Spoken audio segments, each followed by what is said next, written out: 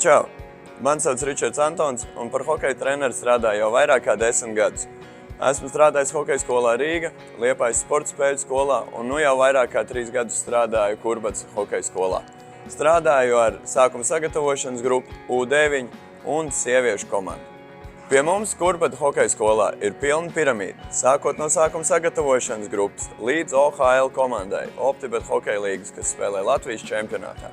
Mēs esam visi ļoti draudzīgi, kā arī visi treneri ir ļoti atbalstoši un ir gatavi palīdzēt jebkurā brīdī.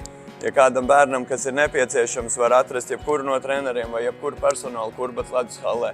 Un mēs ar lielāko prieku bērniem palīdzēsim izdomāt, ko bērniem šeit darīt un kā viņiem pavadīt brīvo laiku, kamēr viņi sēž un gaida vecākus. Pie mums treniņu procesā ir iekļauti gan fiziskās sagatavotības treniņi, gan ledus treniņi. Trenējamies cītīgi katru dienu, ejam uz ledus, pēc ledus treniņiem dodamies arī uz sausajiem treniņiem, kur attīstam bērniem gan fizisko sagatavotību, gan arī spēlējam dažādas spēles, sporta spēles, attīstam bērniem domāšanu, radošumu, tā lai bērni aug un attīstās vispusēji. Sākot no 4 gadu vecuma, gan ar iepriekšējām zināšanām hokejā, gan arī pilnīgi no nulles, kas pirmos soļus tikai grib spērt uz ledus.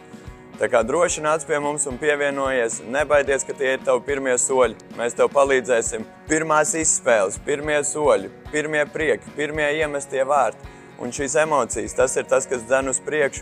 Redzot bērnus smaidam, tas ir arī galvenais, kāpēc mēs to darām.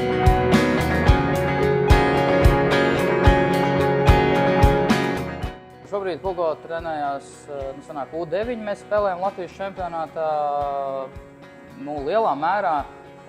Viņam komandas biedri ir bērni, kur ir maniem komandas biedriem bērni. Mums ir sakritis tā, ka mēs daļa Kurbata spēlētāju bijušo bērni ir vienāda vecuma, viņi spēlē vienā komandā, kas ir interesanti, un tāpēc mēs paši turamies kopā kā vecāki, kā tēvi, kā ģimenes, un bērni spēlē atkal kopā. Tad mēs veidojam, teiksim, jaunu paudzi no tiem spēlētājiem, kas jau ir spēlējuši, kas ir ļoti forši. Un puikam ļoti patīk, pats grib nākt uz treniņiem, un nav viņš jāpiespiež, kas ir pozitīvi. Tas ir tas, kad viņiem ir tāda lojalitātes un piederības sajūta.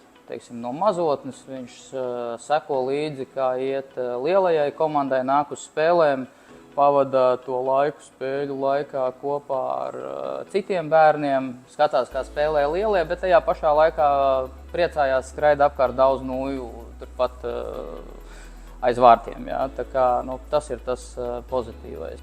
Hallē ir tā kā mājās, un tev ir gan kafejnīca, tev ir sava ģērbtuve.